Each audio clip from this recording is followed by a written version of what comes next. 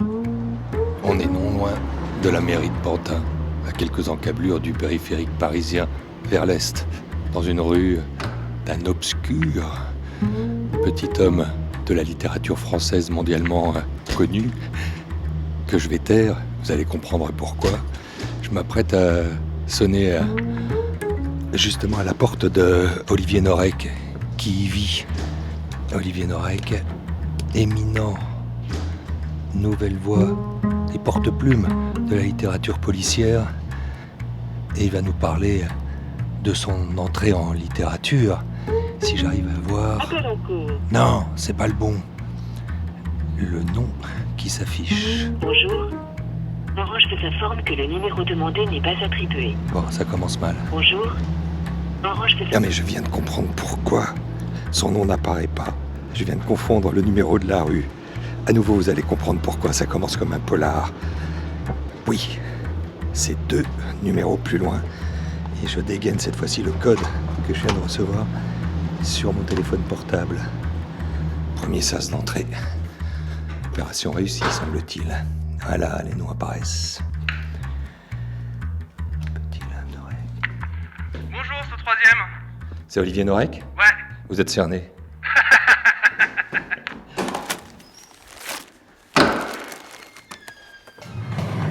Kobo présente un livre dans le tiroir.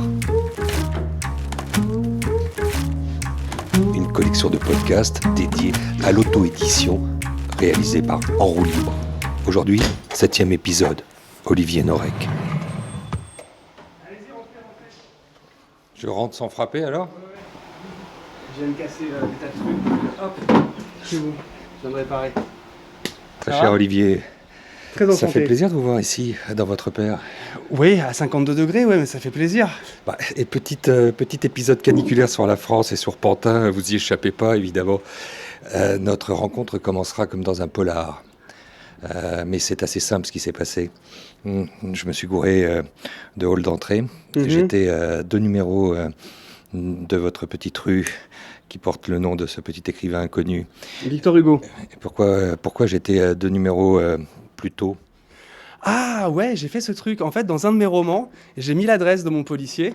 Donc effectivement, il y a ma propre adresse dans un des policiers. Mais comme je suis très intelligent, j'ai augmenté de 2 numéros, histoire que plus personne jamais me retrouve.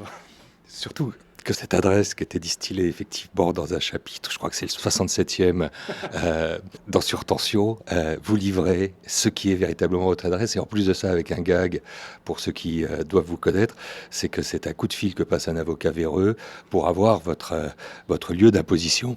C'est ça. Et pour me retrouver et pour donner à une sorte d'assassin l'adresse du flic qui travaille sur lui. Bon, ce flic, c'est vous.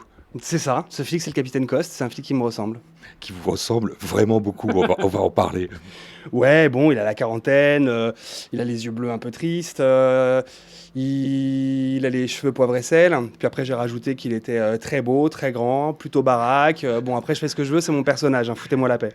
Mais il a fallu du temps quand même, Olivier Norek, quand on observe votre trajectoire quand même, pour que vous confessiez, peut-être aux chroniqueurs littéraires qui vous approchent, que ce Victor Coste, qui est ce capitaine de la crime ici dans le 93, c'était un peu vous, c'était carrément vous. Carrément moi, parce qu'en fin de compte, j'ai jamais su que j'étais auteur jusqu'au moment où on me dise tiens, tu devrais écrire un livre parce que tu as assez d'histoires à raconter. Donc résultat, j'écris ce bouquin et il me faut un héros. Et moi, je pense que les premières fois où on écrit, on se départit pas complètement de qui on est. Et donc, j'avais besoin d'un flic qui me ressemble un peu. Et puis, c'est sa manière d'enquêter, en fait, qui me ressemble. Moi, je connais beaucoup de policiers qui sont très, très intéressés par ce qu'on appelle les beaux mecs, le bel assassin, le beau criminel. Moi, ça m'intéresse pas. Moi, ce qui m'intéresse, c'est de résoudre une situation d'injustice.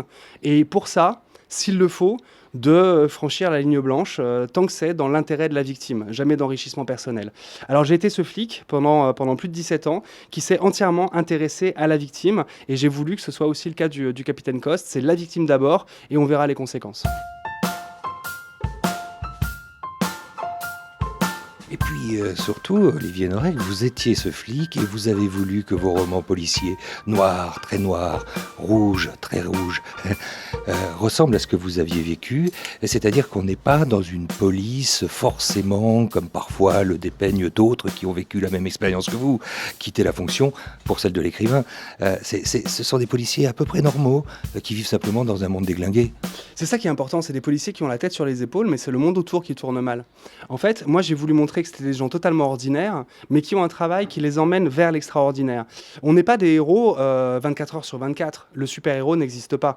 On est des héros pendant un quart de seconde, quand on prend une décision, quand on fait le choix parfois difficile, et là à un moment donné on va avoir une réaction héroïque ou un geste héroïque.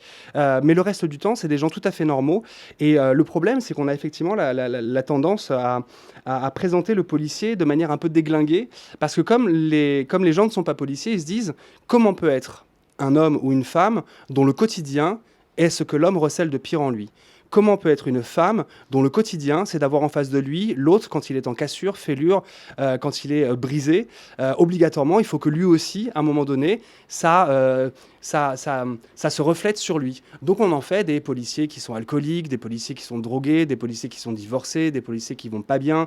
Alors que le flic, il doit être sur le terrain H24, il doit prendre les bonnes décisions, il doit assurer. Le flic, il doit avoir, en fin de compte, une hygiène de marathonien, une hygiène d'astronaute. Un flic qui picole, un flic qui va pas bien, c'est un flic qui va faire une connerie, c'est un flic qui va faire une bavure. Donc en fait, mes flics, ils sont totalement normaux.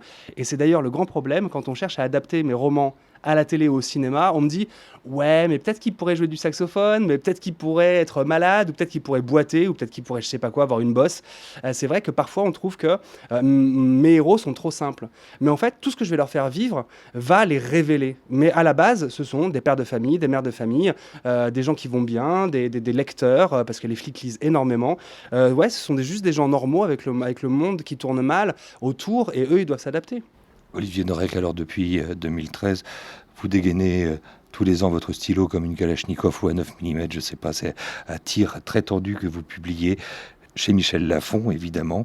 Et je mets sur la liseuse Kobo votre patronyme, et c'est magique, apparaissent Surface cette année, en 2019, qui a déjà eu le prix Maison de la Presse. Ça veut dire que sous presse, c'est en milliers d'exemplaires que ça va s'imprimer. On va parler de votre succès.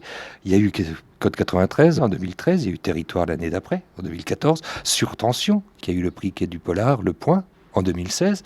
Il y a eu Entre deux mondes, qui a remporté l'Étoile du Parisien, le meilleur polar 2017. Ce qui m'intéresse, ce qui nous intéresse, nous, dans cette collection Un livre dans le tiroir, c'est d'aller plus loin. C'est d'aller, peut-être, pour commencer, sur ce geste-là, celui qui vous a aidé à ouvrir la fenêtre, celui ou ceux qui vous ont dit, allez, on écrit. Il y avait que juste une petite voix intérieure, ou d'autres gens qui vous ont poussé à le devenir, à la porter, cette plume? C'était un peu plus compliqué, un peu plus cocasse que ça. La manière dont je suis arrivé à l'écriture, elle est très amusante, elle me correspond vraiment très bien. Moi, j'ai jamais su écrire, mais vraiment jamais, parce que j'ai eu 5 sur 20 au bac français. J'étais incapable de défendre une opinion, j'étais incapable d'écrire une phrase complète, j'arrivais pas à raconter une histoire, j'arrivais pas à résumer. La littérature, c'était absolument pas fait pour moi. En fait, j'ai commencé à comprendre que je pouvais écrire quelque chose quand je suis parti en mission humanitaire. Je suis parti en mission humanitaire à 17 ans, en ex-Yougoslavie et puis en Guyane. Et c'est surtout en ex-Yougoslavie que j'ai eu peur. C'était pour Pharmaciens sans frontières. C'était pour Pharmaciens sans frontières en 93, en 94, à une époque où donc il y avait une nouvelle période de guerre dans les Balkans, entre Sarajevo, Mostar. Et donc moi je suis parti là-bas pour apporter des médicaments et du matériel médical juste après mon baccalauréat, donc j'étais pas encore majeur. Et oui, j'étais trop jeune, et puis ce que j'ai vu était trop complexe, trop compliqué. Donc je me suis mis à écrire à mes parents. Et là, ma plume filait. C'est-à-dire que je réussissais à écrire. Et j'étais en train de découvrir quelque chose qui me sera utile 20 ans plus tard. J'étais en train de découvrir que je savais très bien écrire, mais qu'il fallait que j'écrive sur des choses qui me concernent. Il fallait que je comprenne les odeurs, les couleurs, les textures. Il fallait presque que je vive les choses pour pouvoir les retranscrire. Donc voilà, après ces lettres, je ne me suis pas remis à l'écriture. La chose que j'avais vue, moi, dans ces missions humanitaires, c'était que je serais heureux et épanoui si je faisais quelque chose, si c'était dirigé vers l'autre. Si j'étais dans l'altruisme, alors peut-être que dans le regard de l'autre, je pouvais trouver une justification à ma propre existence. Le vrai problème, en fait, de tout le monde, c'est est-ce qu'on est utile? À quoi on sert? Et aider l'autre, faire des choses pour l'autre, eh bien, ça vous permet d'avoir dans le regard de l'autre soit un merci, soit une reconnaissance qui vous justifie, en fait, dans votre position. J'étais utile, donc j'existais. C'est pour ça qu'après les missions humanitaires, je suis devenu flic. Je suis devenu flic pendant 17 ans et j'ai complètement oublié cette histoire d'écriture parce que c'était pas mon univers.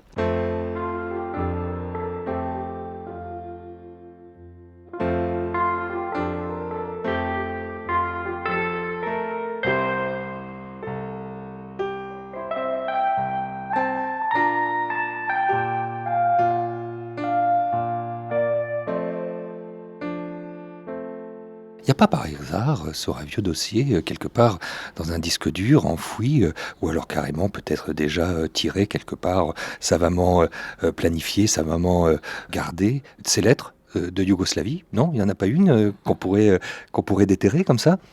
Si elles sont là, et je sais où elles sont chez mes parents. Mes parents gardent tout, comme n'importe quel parent. Et donc ces lettres-là, oui, elles existent encore. Elles existent encore, et donc c'est ces lettres-là qui m'ont prouvé effectivement que j'étais capable d'écrire. Et donc, comme je vous le disais tout à l'heure, donc j'oublie toute cette histoire d'écriture. Je deviens flic pendant 17 ans. Et je reçois, un jour, un mail d'un site qui s'appelle auféminin.com, qui était le site sur lequel allait mon ex. Et le site titre Concours de nouvelles. Alors je l'efface. Puis je suis appelé sur une opération un peu compliquée, donc j'y pense pas pendant toute la journée. Et je regarde mon portable, et à un moment donné, il y a marqué concours de nouvelles. Bah, je l'efface pour la deuxième fois. Et je rentre chez moi, j'allume mon ordinateur, et sur ma boîte mail, il y a marqué concours de nouvelles. Donc je me dis, ok, d'accord, à un moment donné, il faut écouter les signes. Mais c'est votre ex qui le renvoyait parce qu'elle avait vu que vous ne vouliez pas et qu'il y avait ce geste insensé qui consistait à l'effacer. Je pense pas qu'elle soit aussi diabolique que ça. Non, je pense que c'est le... Elle aurait été visionnaire. Je pense que c'est le site qui a eu un bug et qui a renvoyé plusieurs fois au fur et à mesure où j'effaçais. Mais la vérité, c'est que j'ai reçu ce mail 3 fois dans la journée et qu'à un moment donné, je me suis dit que, un peu comme dans toute ma vie, j'ai toujours regardé un petit peu en l'air, le ciel, voir s'il n'y avait pas des signes et des choses qui me mettaient sur la direction. Et là, ça me rappelait aussi à cette écriture. Donc j'ai trouvé ça amusant. J'ai regardé les thèmes. Et j'en ai pris un au hasard et j'ai écrit une nouvelle, mais comme ça, en 30 minutes, avec 2 doigts, comme un bon flic, tic, tic, tic, tic, tic. Et donc j'envoie cette nouvelle, j'appuie Enter, et puis j'oublie complètement. Non, vous n'avez pas oublié le titre. Comment elle s'appelait? Qu'est-ce qu'elle racontait? Alors, le titre s'appelle, alors c'est très girly, hein, le titre s'appelle Demain est un autre jour. C'est l'histoire d'une jeune fille totalement seule, sans aucun ami, sans aucune connexion, absolument isolée chez elle, qui n'est pas heureuse de cet état de vie, et qui va trouver sur le siège d'un bus un téléphone portable, un smartphone. Et dans ce smartphone, elle va y trouver la vie d'une jeune femme, un peu comme elle, mais celle-là, elle a 1 million de contacts Facebook, elle a des réseaux sociaux qui sont saturés, elle reçoit 25 SMS par seconde, 4 mails par minute, et pendant une nuit, cette femme, elle va prendre le rôle de cette autre femme, et elle va faire semblant d'avoir plein d'amis, elle va faire semblant de vivre à sa place, pour regarder un peu ce que c'est que la vie de quelqu'un qui a décidé de s'ouvrir à l'autre et pas de se renfermer sur soi-même. Et donc j'oublie complètement cette nouvelle. Et 3 mois plus tard, on me rappelle, je suis à la maison de campagne de mes parents, dans l'Aveyron.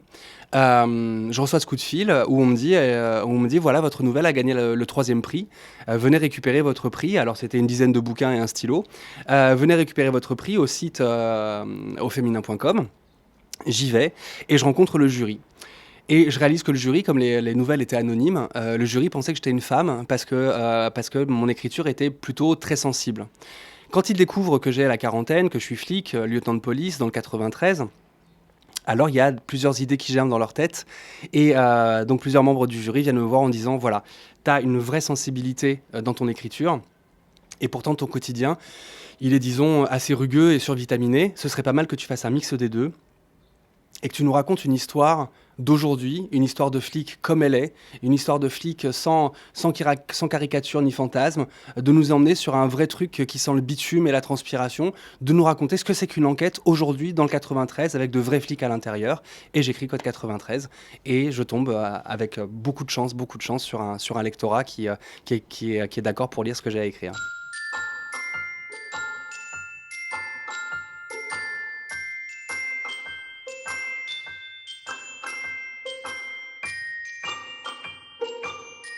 Alors c'est adieu à l'arme de poing à ce 9 mm pour s'emparer du stylo, qui n'est peut-être pas un stylo, mais un écran, un clavier.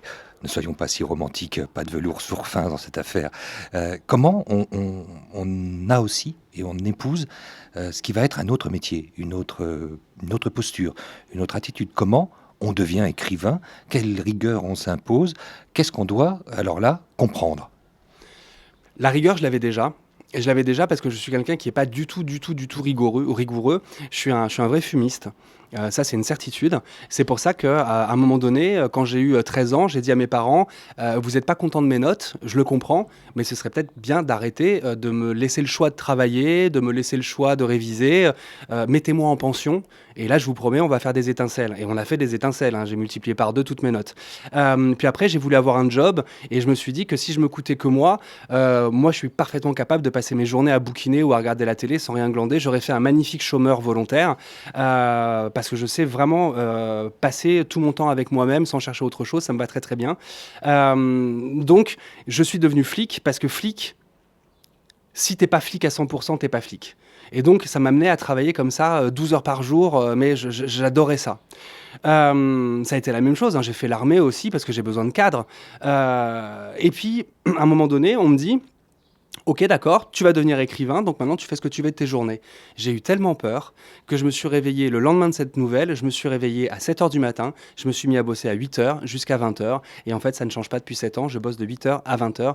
J'ai besoin de cette rigueur, parce que je sais que si à un moment donné je lâche la rampe et je fais un peu comme je veux, je vais écrire un livre tous les 5 ans, j'ai vraiment besoin d'être entouré, d'être cadré, et c'est ce que j'ai aussi chez Michel Lafon, qui me laisse pas tranquille. Quand je termine un livre, ils me disent « Ok, d'accord, maintenant on travaille sur quoi? C'est quoi le prochain sujet? Qu'est-ce que tu veux aborder? Nous, on est là, nous, on t'accompagne, nous, on te protège, il n'y a aucun souci. » Mais voilà, j'ai cette équipe qui me laisse pas tomber et qui me rappelle très régulièrement qu'il faut que je travaille, pas que je sorte un bouquin.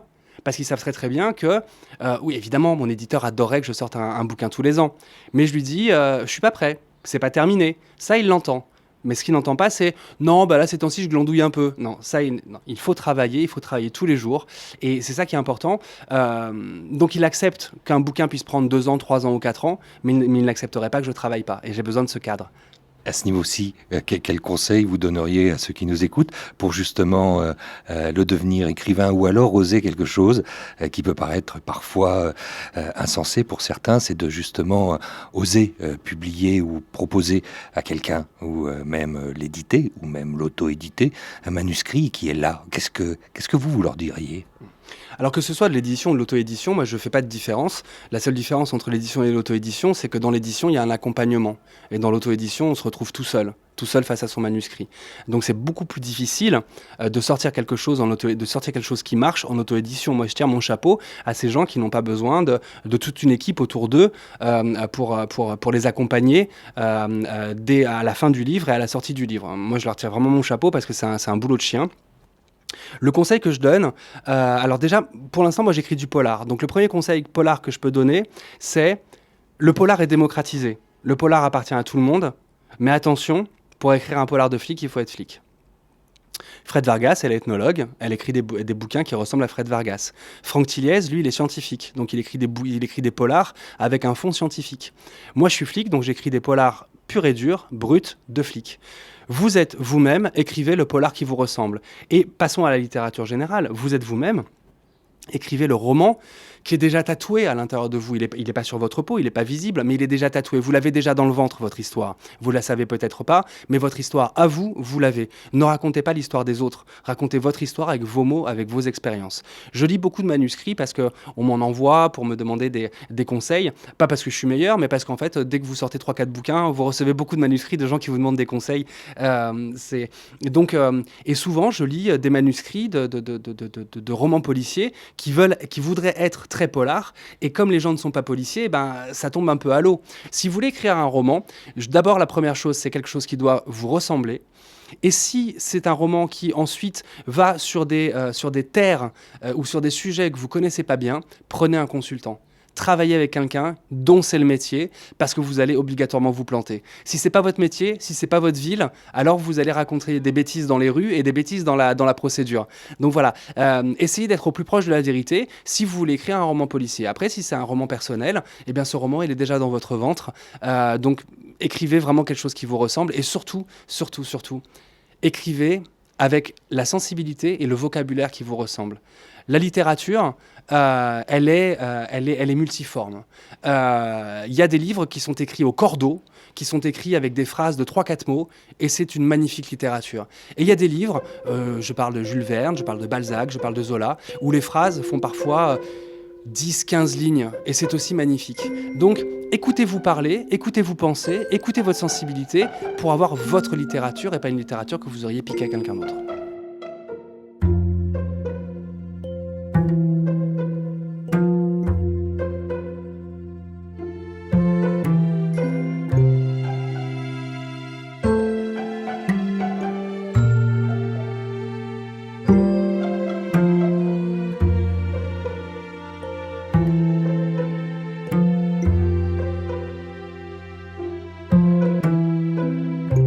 Olivier Norek, je sens peut-être que vous avez lu aussi Lettre à un jeune poète de Rilke, mais il y a en ce moment dans votre esprit quelque chose qui se profile, un autre manuscrit qui s'appelle 20 conseils à ne pas obligatoirement suivre pour écrire un plus ou moins bon polar. plus ou moins bon polar. En fait, là, Kobo me contacte et me demande si j'ai pas un petit texte pour parler littérature avec les lecteurs de Kobo. Et il y a effectivement quelque chose que j'avais écrit il y a quelques années pour un magazine espagnol. Il m'avait demandé comment moi j'écrivais des polars. Et donc j'ai trouvé ce titre, 20 conseils à ne pas obligatoirement suivre pour écrire un plus ou moins bon polar, tout simplement pour dire attention. Je ne suis pas légitime pour donner des conseils aux gens pour écrire un polar, et encore moins pour écrire un roman. Mais moi, j'ai une méthode, j'ai une technique, j'ai une manière de faire qui est très très calquée sur les méthodes d'investigation de la police criminelle. C'est comme ça que moi je travaillais. Donc moi j'écris mes romans policiers comme j'enquêtais quand j'étais sur des affaires criminelles. C'est-à-dire que j'ai donc un tableau criminel de 2 mètres sur 2 mètres avec mes hypothèses, mes suspects, mes victimes, avec les sujets que j'ai envie d'aborder. Ces points-là sont reliés par des flèches, des points d'interrogation, comme dans le bureau d'un flic ou comme dans l'antre d'un assassin en série qui cherche ses victimes. Une fois que j'ai mon sujet, alors je cherche mes consultants, puisque évidemment, je vais aborder des sujets que je ne connais pas. Dans mon dernier, dans Surface, je parle d'un village englouti pour les nécessités d'un barrage électrique. Et donc, ce barrage électrique a nécessité qu'on inonde une vallée. Et donc, dans cette vallée, il y avait un village. Donc, on inonde un village. Et à la surface du lac va remonter un cadavre. Et il va falloir enquêter, sauf qu'on enquête sous 36 mètres d'eau et des millions de litres d'eau. Donc, il faut aller voir la brigade fluviale de Paris, qui vont nous prêter leurs sonaristes et leurs plongeurs, qui vont enquêter dans une ville un petit peu... une ville fantasmée qui pourrait être un Atlantide, dans une ville sous l'eau. Sauf que là, je me retrouve avec un sujet que je connais absolument pas, c'est comment on enquête sous l'eau et c'est quoi la brigade fluviale. Donc j'y vais. J'utilise mes consultants. Donc je vais voir la brigade fluviale et je passe du temps avec eux pour qu'ils me racontent comment on fait. Donc voilà, moi j'ai une manière d'écrire. Ma manière d'écrire, elle est un peu comme ma manière d'enquêter quand j'étais à la crime. Et c'est ces conseils qui me sont propres. En fin de compte, c'est les conseils que je me donne, que je prête aux lecteurs de Kobo. C'est pas du tout des conseils de regarder comment il faut écrire un livre et regarder comment il faut écrire un polar. J'en ai pas la légitimité parce que j'en ai écrit que 5. Mais par contre, en tout cas, c'est les conseils que moi je me donne pour écrire les polars que j'écris moi. Peut-être, Olivier Norek, pouvez-vous dire humblement que vous n'en avez pas la légitimité, sauf que vous avez très vite rencontré ce qu'on appelle le succès. Comment on s'en accommode de devenir un auteur à succès. Est-ce que celui-ci, cet auteur qui a rencontré ses lecteurs, est un auteur plus heureux? Le succès d'un livre ne prévoit pas le succès du prochain. On est toujours sur de l'équilibrisme. Alors si à un moment donné, j'écris un livre et que ce livre fonctionne et que j'ai un prix et que je me dis « ça y est, je suis le meilleur auteur du monde », en fait, c'est là où je vais me casser la gueule. Il faut qu'à chaque fois, je me dise « ok, bravo, pendant 2 ans, t'as été bon, pendant 2 ans, t'as mouliné, t'as écrit un bon bouquin, ce bouquin a rencontré un succès, profites-en pendant quelques mois, parce qu'il va falloir que tu réécrives un nouveau bouquin, il va falloir que tu reséduises à nouveau ton public. » En fait, en fin de compte, et j'aime bien cette idée, mon public, c'est une nana amnésique que je serais obligé de redraguer tous les 2 ans. Et tous les 2 ans, je fais face à une femme. Cette femme, elle m'a dit « je t'aime » pendant la sortie d'un bouquin. Elle m'a même décerné un prix. Elle m'a dit « t'es le meilleur mec que j'ai eu depuis 2 ans ». Et puis un matin, je me réveille à côté d'elle, je la regarde et je vois dans ses yeux qu'elle ne sait plus du tout qui je suis. Et il va falloir que je la reséduise. Il va falloir que je retrouve une belle idée, une belle histoire pour à nouveau avoir ses faveurs. En fait, on peut encore avoir aussi une autre métaphore qui est celle de Scheherazade. Tous les soirs, il faut que je raconte une histoire pour repousser le moment où où le sultan ou le roi va décider de me tuer. C'est exactement la même chose. Moi, tous les 2 ans, il faut que je trouve une nouvelle histoire pour que le public ne m'oublie pas.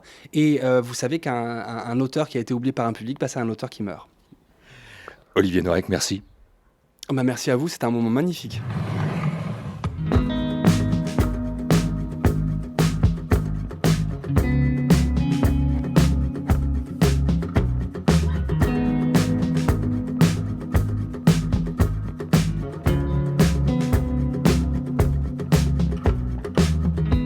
La minute du libraire, une recommandation de lecture par Kobo. C'était un de ces petits villages où, par souci d'équilibre entre l'offre et la demande, on ne faisait les choses qu'en un seul exemplaire ou pas du tout. Une épicerie, un salon de coiffure, une boulangerie, une boucherie-charcuterie, pas de réparateur de vélo, une bibliothèque qui aurait pu se lire entièrement d'un trait, une école primaire. Pendant des années, on allait désigner avec le ou la tout ce que le village avait à offrir, comme pour parler d'objets personnels que nous pouvions tenir entre le pouce et l'index. Comme si, après avoir longtemps guerroyé contre les grandes villes et les localités avoisinantes, nous avions fait main basse sur des prototypes de boucherie ou d'épicerie pour ensuite les implanter solidement non loin de l'église et de la salle paroissiale, à 2 pas de presque tout, à portée de chacun.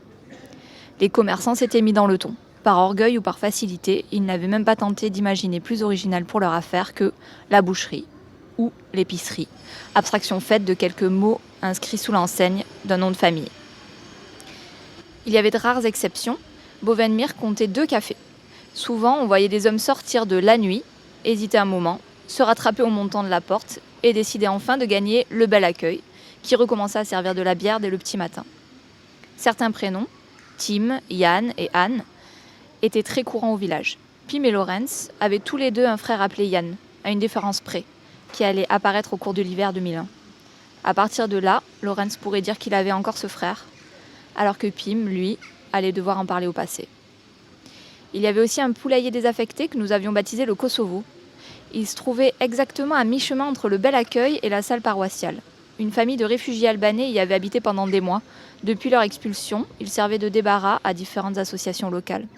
Je me suis longtemps demandé ce que papa et maman pouvaient trouver à Bovenmire, s'ils croyaient vraiment s'en sortir dans un village qui organise chaque année des fêtes paroissiales et où personne n'est surpris quand on envoie quelqu'un au Kosovo chercher des serviettes en papier. Débâcle, c'est le titre de ce premier roman de Lise Spitt, cette auteure belge, flamande, qui a eu beaucoup de succès à la fois en Belgique et aux Pays-Bas et qui est publié par Actes Sud. Qu'est-ce qui fait sa force ? Alors moi j'ai été assez déstabilisée par ce roman. Je pense que sa force c'est ça, c'est qu'il est très déstabilisant. C'est Lise Spitt, elle a donc sorti ce roman en 2015, elle avait 27 ans. C'est une espèce d'ange blond avec des grands yeux bleus, on lui donnerait le bon Dieu sans confession. Et elle écrit un roman d'une cruauté et d'une dureté absolument vraiment... c'est vraiment déstabilisant. Moi, j'ai pas d'autres mots. Et je pense que c'est ça qui a aussi beaucoup plu aux gens. Elle a une plume vraiment acérée. Elle décrit le monde autour d'elle avec une exactitude, sans concession, elle n'épargne rien à personne. C'est d'un cynisme vraiment à toute épreuve.